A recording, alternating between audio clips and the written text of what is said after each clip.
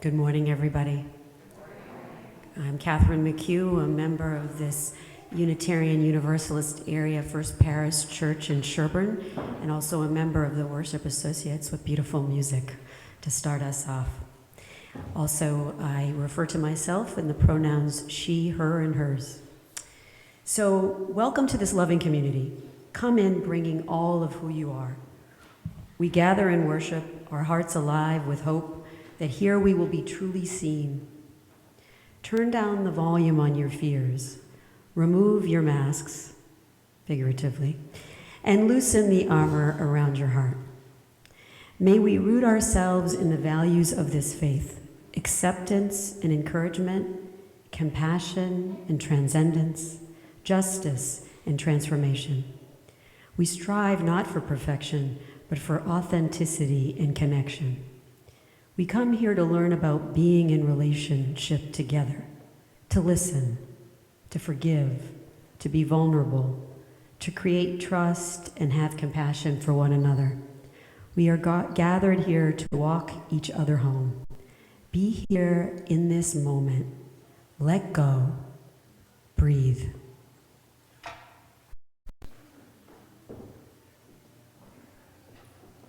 Good morning. I'm Reverend Heather Concannon, and it's so good to see you all this morning.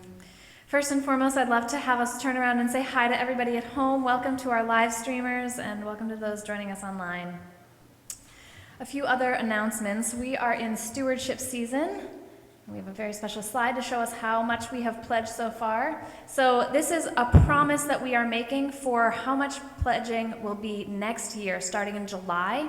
So we're still waiting to fulfill pledges from this current year, pledges you made a year ago. And we are asking people to make promises so we can make a budget for how much you plan to give next year. So we have about 160 households in our congregation. That would be full participation. We're aiming for full participation. 160 households. So far, 79 have pledged, and we've got 227,000-ish pledged. If you are hoping to pledge today and get it off your plate and then we won't bother you anymore, you can see Kevin. He's got pledge cards in his hand. He is so friendly. Maybe there will be munchkins. I don't know. Go talk to Kevin after church.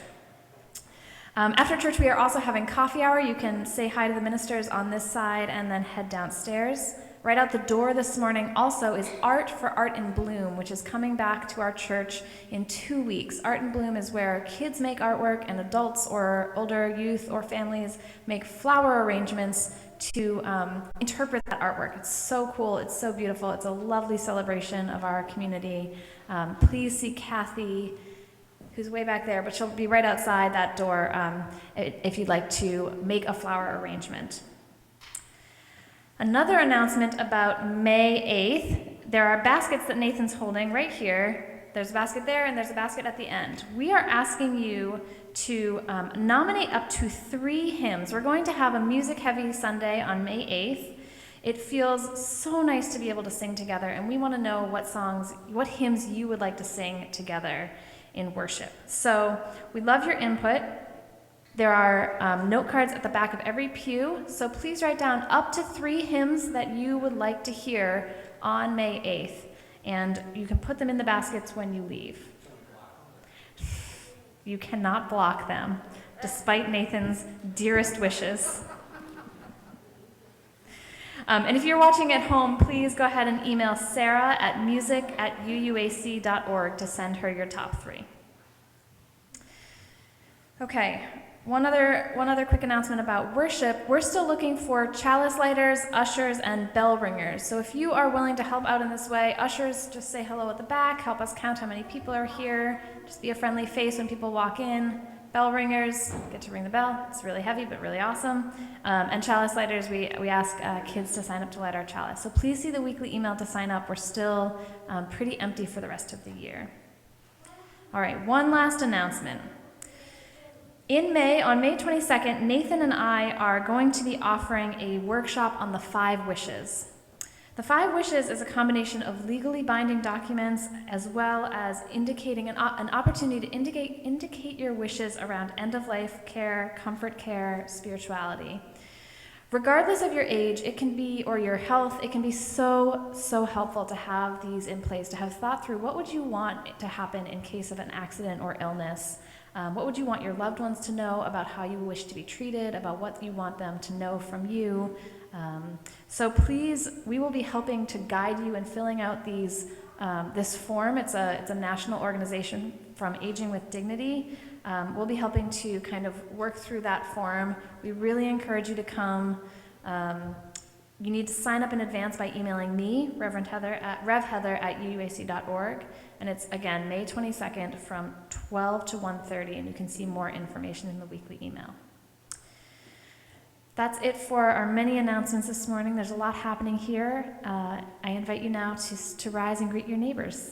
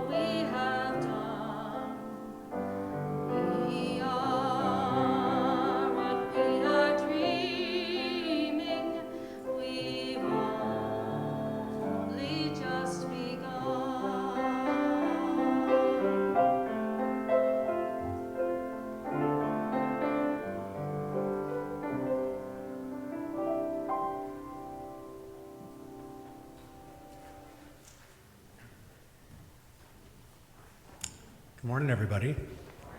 My name is Reverend Nathan Dietering, one of the ministers here. Privileged to be here with you, and good to see some of you I haven't seen in a while. Man, I miss you guys. If I haven't seen you, I know you, like some of you, are watching at home, which is awesome. But of course, I don't know you're there, so it's good to be seen and for me to see you. Our opening words are from Carol Meyer. Please say with me. We are people of all ages who entered this space bringing our joys and our concerns. And we share our growth and our aspirations. We share our losses and our disappointments. We share our concern and our compassion. And we come to this place bringing our doubts and our faith. We sing and pray and listen. We speak and read and dream. We think and ponder and reflect. We cry and we laugh and we center. We mourn and we celebrate and we meditate. We strive for justice and for mercy. We come together in worship. I'm still excited to invite us to rise and body your spirit so we can sing together, not hum. Morning has come, near number 1001. It's on the screens and in your blue hymnals.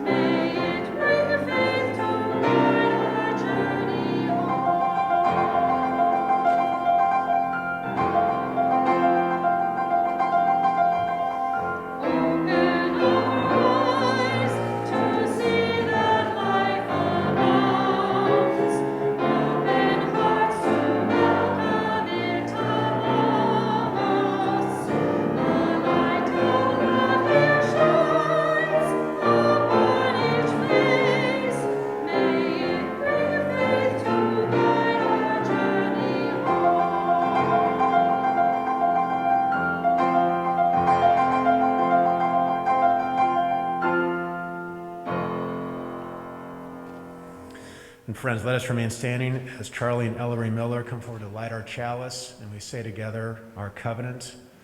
Both the flame and these words are the heart and faith of our community.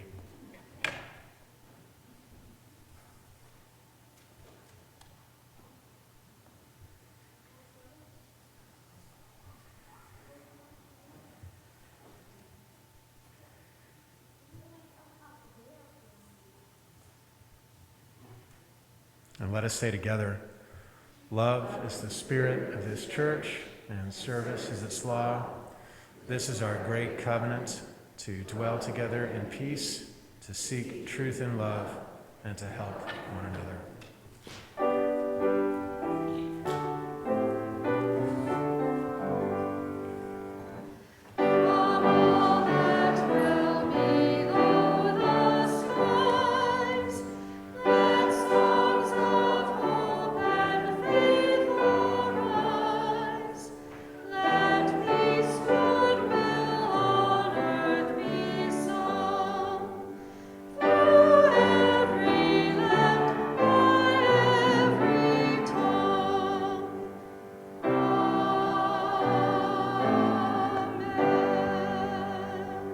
Please be seated. So this morning I just have this morning we are not doing a wonder box. We are going to hear from one of our teachers in a testimonial. But before we hear from her, I have a quick announcement, which is that preschoolers, kindergartners, and first graders are going to be with the second and third graders this morning. So Megan, who's about to speak, and Julia will be your teachers this morning, and you can just follow them when you leave because we have a teacher shortage due to illness this morning. So first, second, and third preschoolers through first graders are going to be with the bigger kids.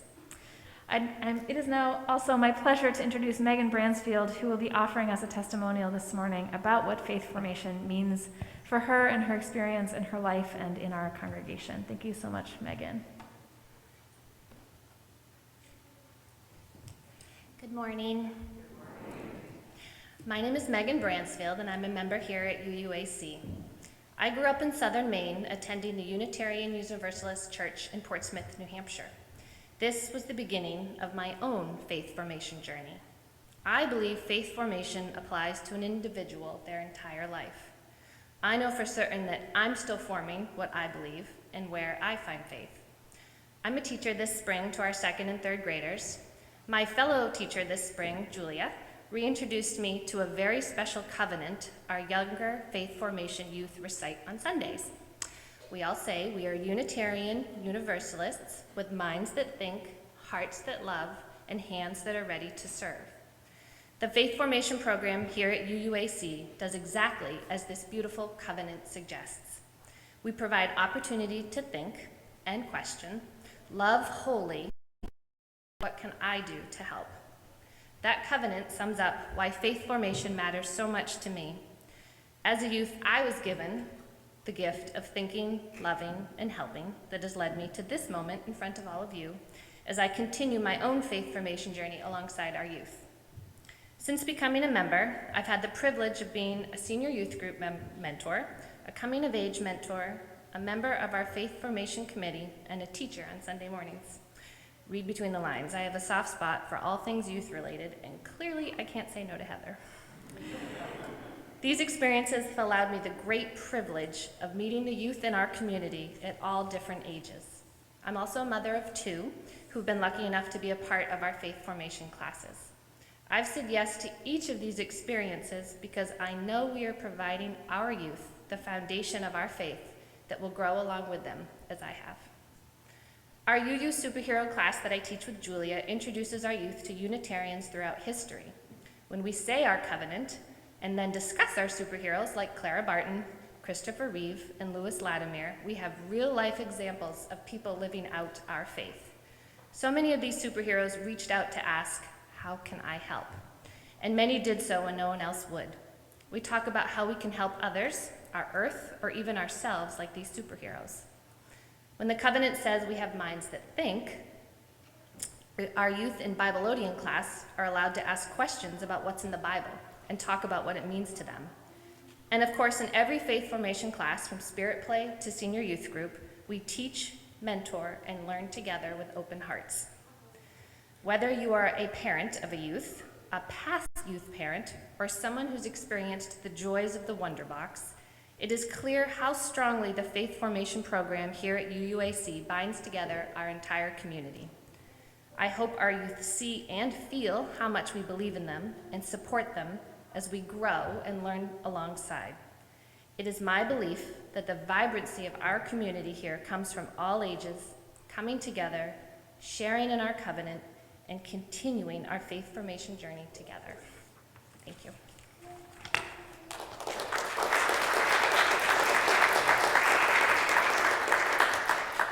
Thank you so much, Megan. I invite us to sing our children out to their morning classes.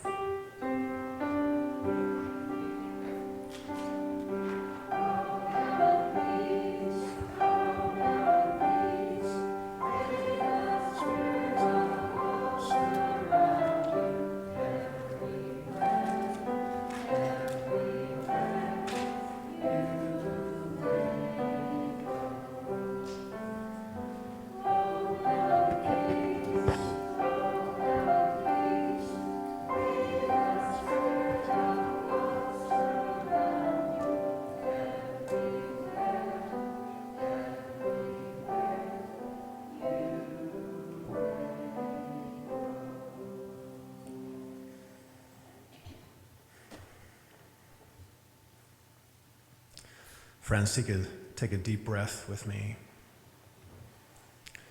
Find yourself inside yourself. Leave outside the walls, the things you need to leave outside. And let yourself be held here in this sanctuary for your spirit.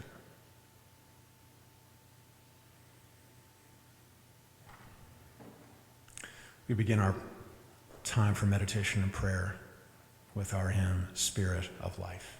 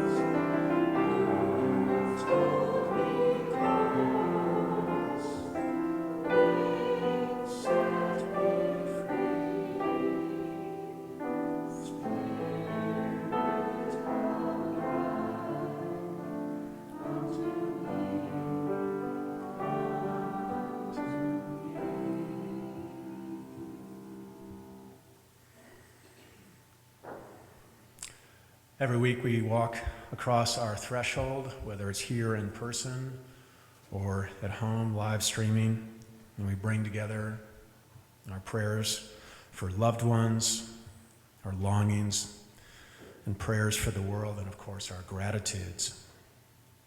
I'd like us just to think of holding our hearts one person that we'd like in our life to receive our prayers this morning.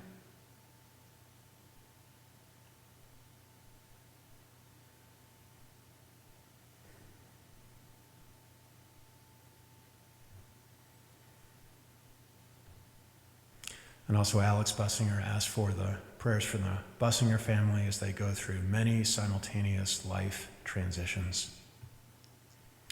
For them and for all of the people who we are holding in love this morning, Susan will light a candle.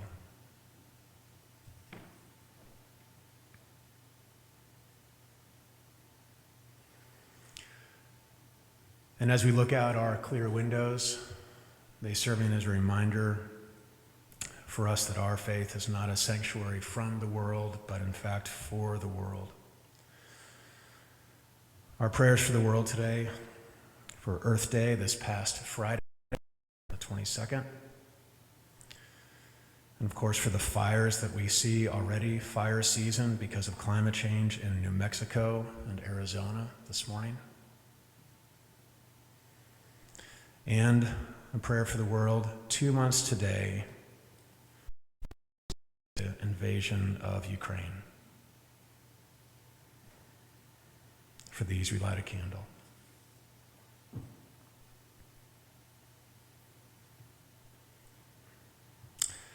And last but never least, our Thanksgivings. This from Chris and Kathleen Gaffney, who are members here and now remote members because they moved to Atlanta. Right when they arrived, their granddaughter Tegan arrived 8 weeks early on April 10th.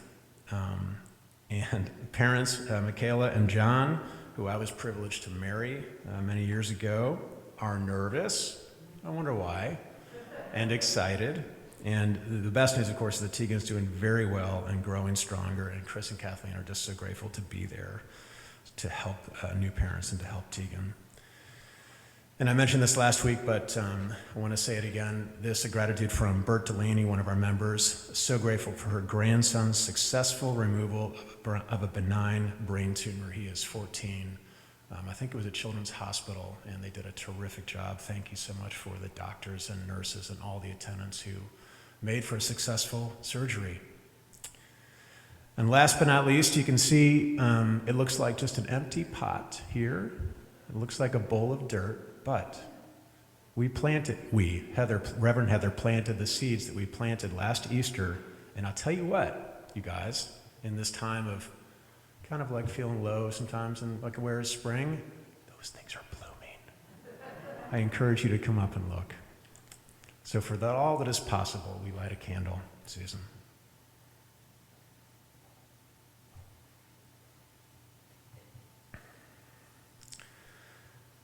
Friends, please open your heart and let yourself be in prayer with me. Spirit of life and God of our many names, we are grateful this morning for beloved communities like this one. Communities where beauty happens and bumps happen, where we form our faith through the narrow and the wide parts of our life. We're grateful for our teachers, our youth leaders, grateful especially for Reverend Heather for all of the work that she's done over the years of COVID and the Religious Education Committee, the Faith Formation Committee, to help us figure out how to hold our beloved young ones as they search and seek out the answers and the questions that come to us all in life. Whether or not we are parents or we have young people in our own life, we know how much depends and how much they depend, the young ones in our lives, how much they depend on us to hold for them a light and a candle of love and truth and faith and honesty. For this place and for all of the people who make it so, for our kids in particular, we say praise.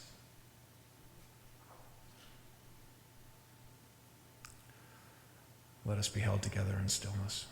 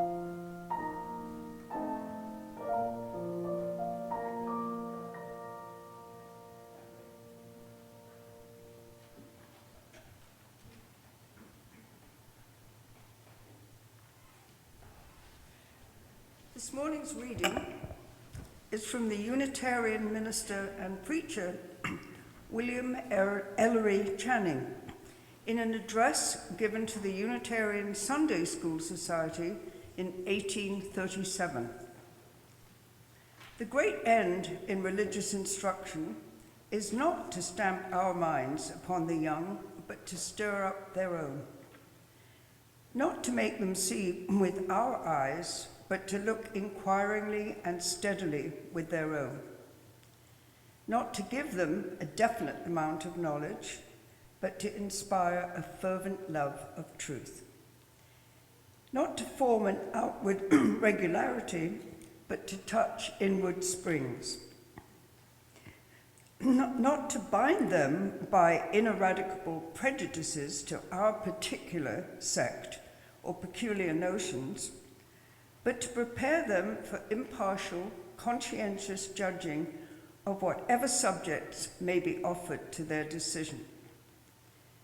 Not to burden the memory, but to quicken and strengthen the power of thought. Not to impose religion upon them in the form of arbitrary rules, but to awaken the conscience, the moral discernment.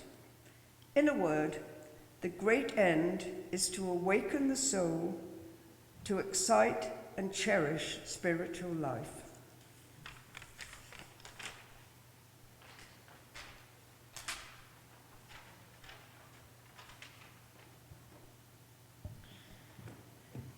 Friends, each week we take an offering for an organization that is connected in some way to our faith and our values.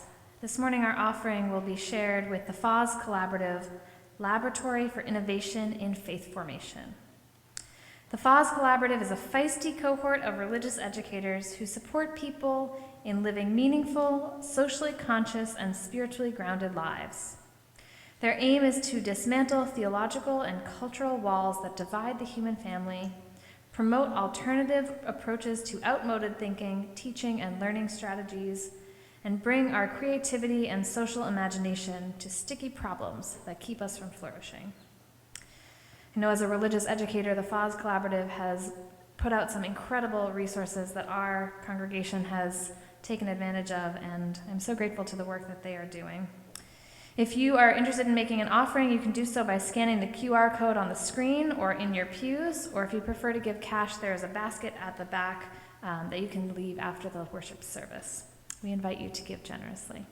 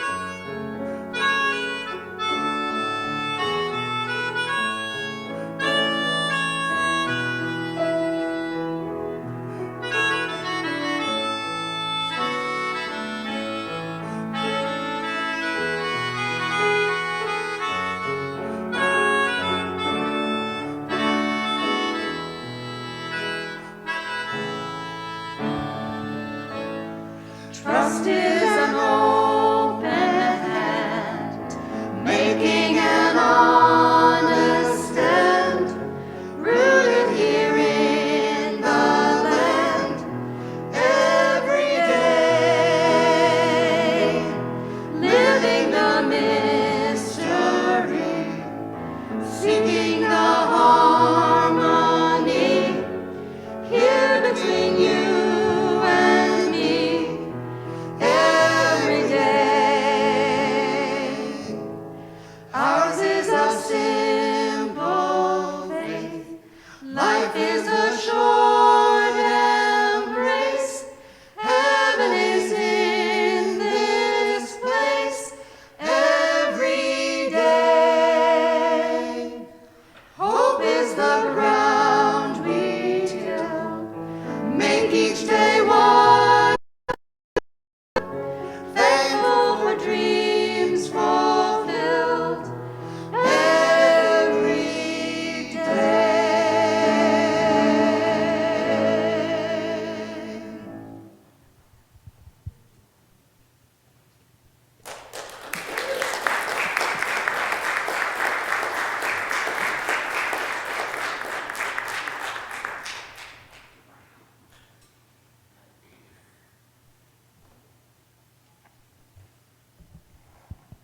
Thanks, Valerie and Tim, for letting me sing with you. It was a 10-15 decision. I love it. So, friends, I am now in my 8th year here with you in my role as your minister of faith formation. I have shared a lot over the years about our faith formation program in brochures I send to new families, in the pew inserts about worshiping with children, in my teacher trainings, my coming of age orientations, religious education nights, one-on-one conversations with new parents who are trying to figure out if this congregation is a good fit. I love looking out and remembering those conversations that I've had with several of you. And while I've shared my ideas about faith formation in lots of ways, I realized I have rarely preached on it. But I also know that there is great value in being explicit with our whole community about what we are doing in our children's faith formation program. Because faith formation is the work of the whole community, not just the work of parents or religious educators.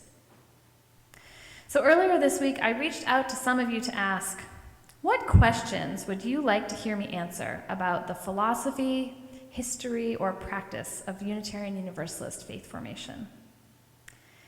A huge thank you to those of you who sent in some questions. This morning, I will be answering some of your questions about faith formation here at UUAC, though unfortunately, I can't answer them all.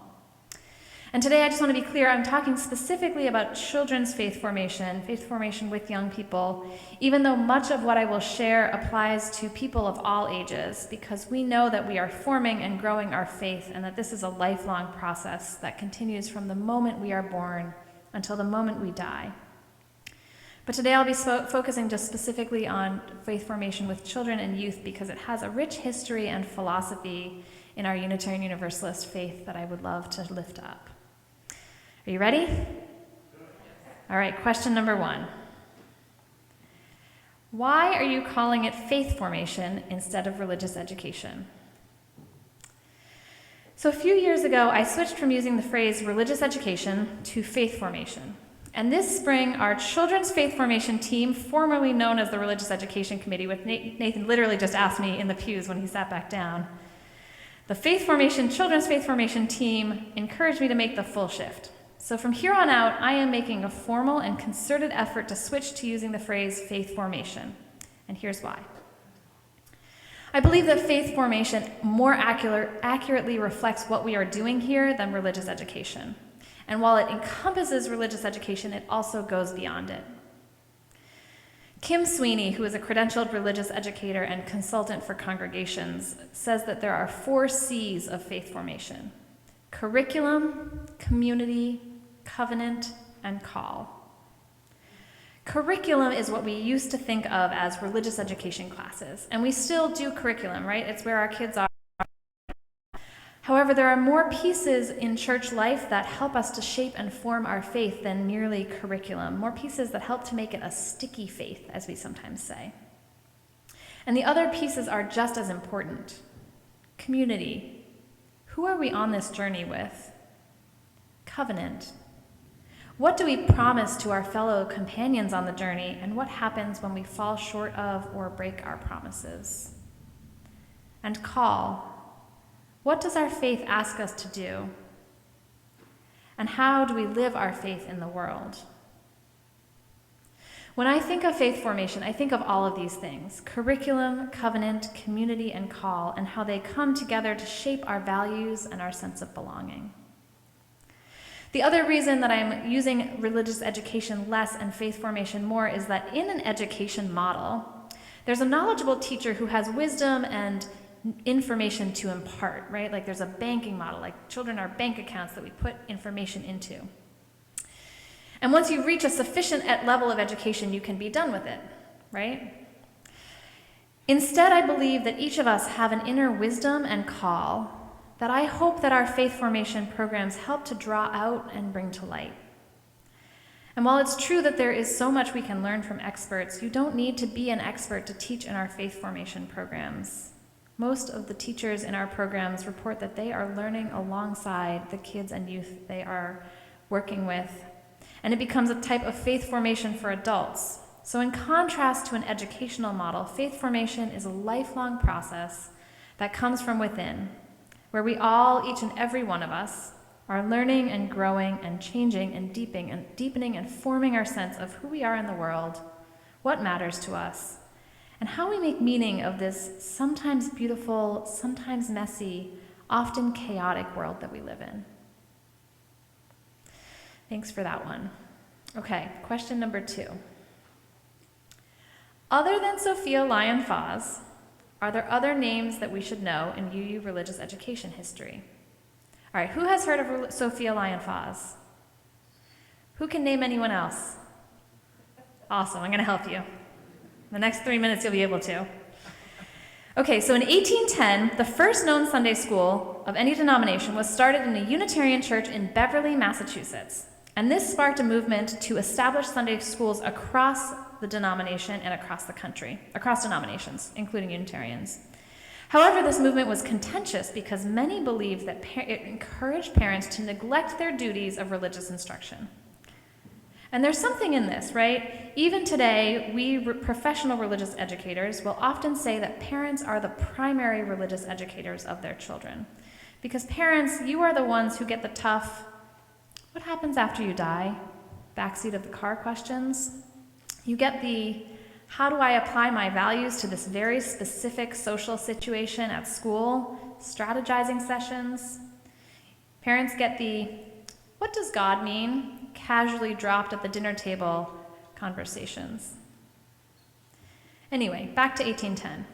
Sunday schools took over as the primary mode of religious education, and in 1827, a group of Unitarian churches in Boston started the Boston Sunday School Society, and they began to publish guidebooks, some of the earliest curriculum.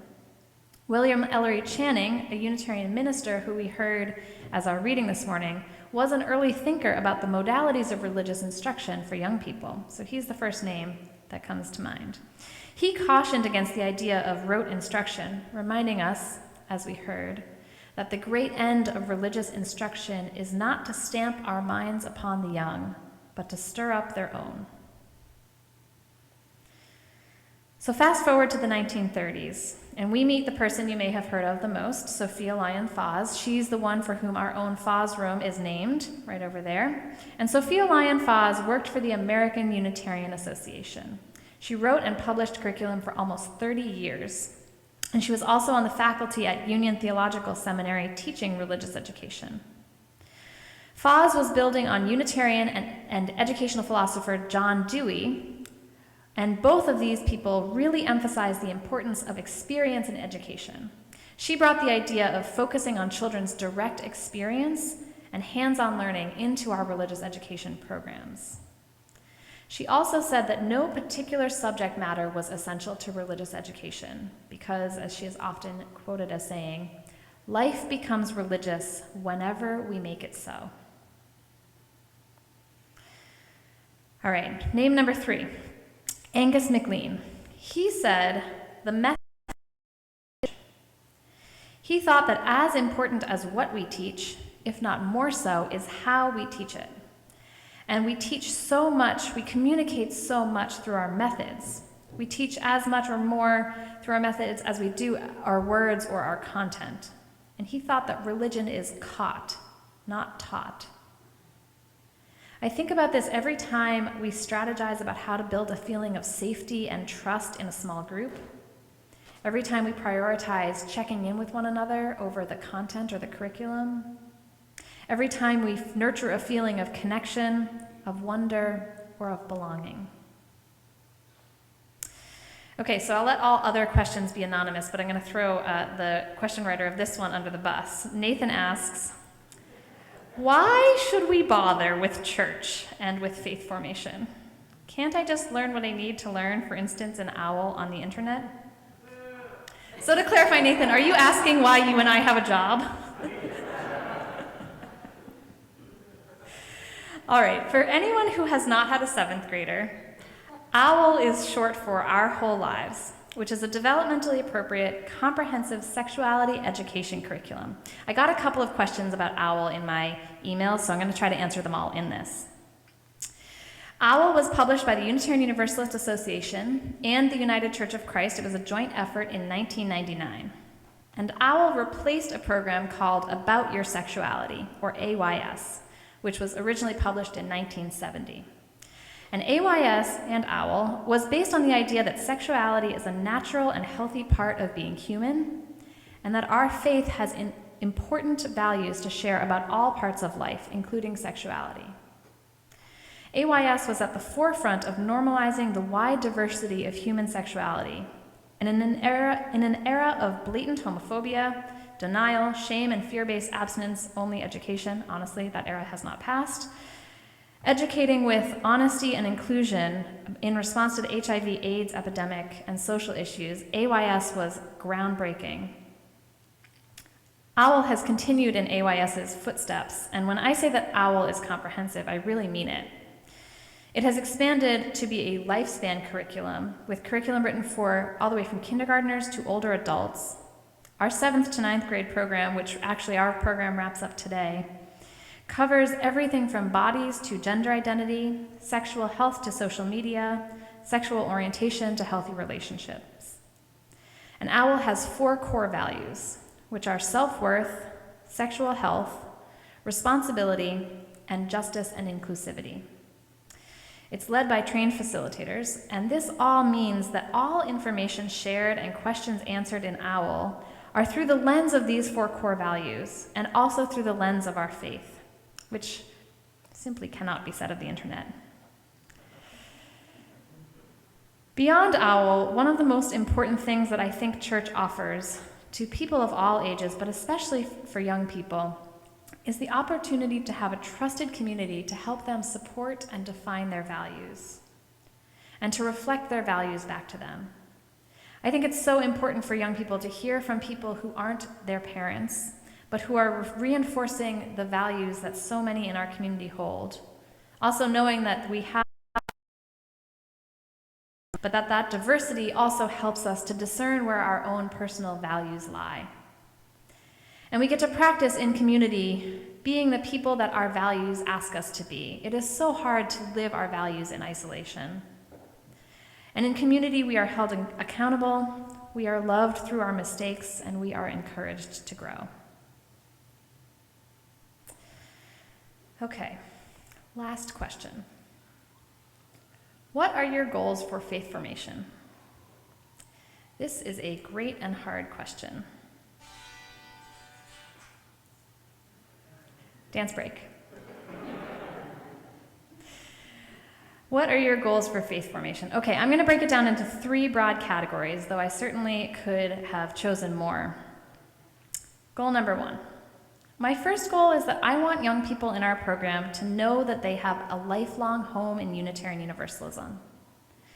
Not just this church, but any Unitarian Universalist church they might live near, if and when they don't live near our church, or if attending church online doesn't feed them in the same way that an in-person community does. Why? Because I am a minister, because I think that Unitarian Universalism is a life-affirming, life-saving faith. And I believe that there is power in religious community, and I believe that it is worthwhile to be part of a religious community. And while I don't necessarily think that we have failed young people who choose not to attend a UU church as adults, I do hope that we will have shown them a sense of how meaningful and important religious community can be, such that they might choose to seek it out on their own in a moment of need. One of the questions I got asked is somewhat connected to this. Someone asked about retention of young adults who are raised Unitarian Universalist. And according to a study that is probably about 10 to 15 years old at this point, only about 12.5% of all adult UUs identify as having been raised Unitarian Universalist, which is a significantly smaller proportion of adults compared to comparable Protestant denominations, with Presbyterians coming in at 44%, United Church of Christ coming in at 48%, and Episcopalians coming in at 50% of adult members who were raised in the faith. And compared with the 12.5% of adult members in our churches who were raised in the faith, an even smaller percentage of raised UUs stay in our faith, though finding data on this was much harder.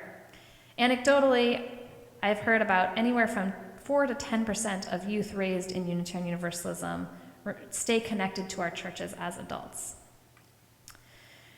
And there are many reasons for these numbers being the way that they are, which are a bit too nuanced to go into today. That's a whole other sermon, but suffice to say, these trends are disappointing. So part of my goal is that youth raised in our church will find a lifelong home in Unitarian Universalism. And I try to do that by nurturing a strong sense of Unitarian Universalist identity, a connection to the whole multi-generational church community, not just their age group, familiarity with worship in the sanctuary, and a sense of meaning and belonging that comes from participation in church life.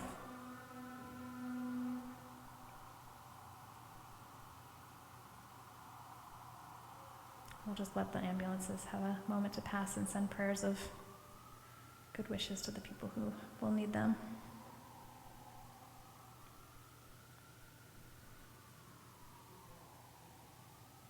Okay. So my second goal of faith formation is that we honor all developmental stages as inherently important and valuable parts of being human. So often in society, being an adult is considered more real or more valuable, a more real or valuable part of being human. We see this when we tell young people, well, in the real world, as though their experience now is not somehow real, or treat young people as adults in training, or subtly or not so subtly imply that their worth will come when they are adults. Do you know the vibe that I'm talking about?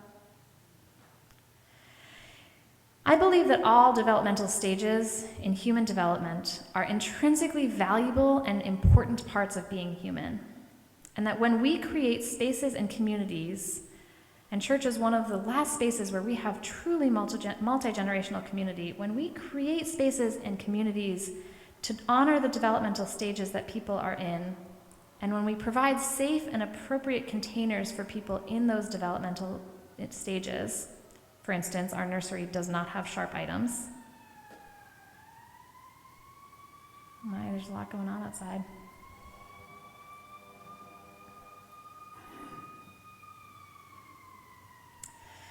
When we create safe, appropriate containers for people in those developmental stages, we take steps toward building beloved community that consists of all ages and all stages of life. We are not raising young people because one day they will be valuable as adults. We are raising and teaching and supporting and loving young people because they are intrinsically valuable human beings right now. We are not loving and supporting them of hopes of who they might become, but we are loving and supporting them for who they are. And we can recognize that, as religious educator Judith Frediani says, the gifts of wisdom, love, and service are human capacities found in people of all ages. I return to that quote often. The gifts of wisdom, love, and service are human capacities found in people of all ages. And my third goal of faith formation is that our programs will allow young people to have a clearer sense of who they are and what they value, and that they will be inspired to make choices about how to live their life that are grounded in their values and their faith. And this is tied to another hope that I have, which is that young people will have a balanced sense of their own inherent worth and what they can offer to community. And it is the balancing of celebrating each person's individual uniqueness, the inherent value that each of us has just for the very fact of being human, not for the grades we get or how much money we make or how good we are at soccer. We are each beloved and valuable and worthwhile just because. And in tandem with this is the deep truth of interdependence. Our lives and our destinies are intertwined with one another. We affect other people. What we do affects the people around us, our communities, the world. And this truth calls for some serious ethical decision making. So my hope is that our faith formation will equip people to hold both of these truths, each person's inherent value and the fact of our interdependence, as guiding lights in making decisions about how to live their lives. All right, friends. That was a lot of thoughts, and I got so many more questions, though I can't answer them all. But before I close, I want to leave with a blessing for each of us. Beloved, on this road toward building beloved community, blessed are you who feel the call to nurture the next generation of our faith and who take that call to heart. Blessed are you who are inspired to share the gifts that this faith has brought to your life with those who are being raised among us and with those yet to come. Blessed are you who remember that the gifts of wisdom, love, and service can be found in people of all ages. And blessed are each and every one of us who are doing the hard, important, tender work of forming and growing and reforming our faith, week after week, year after year, all throughout our lives. Amen. Friends, I invite us to rise in body or spirit and sing our closing hymn, number 112. It's in your gray hymnal and on the screens.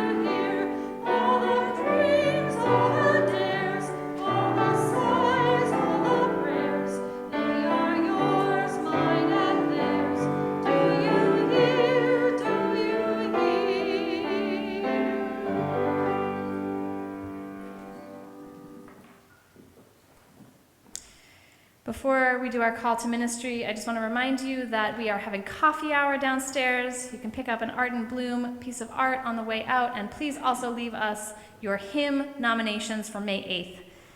Let's say our call to ministry. We go forth into the world in peace to act with works of love, to affirm each person's dignity, and to cherish the living earth.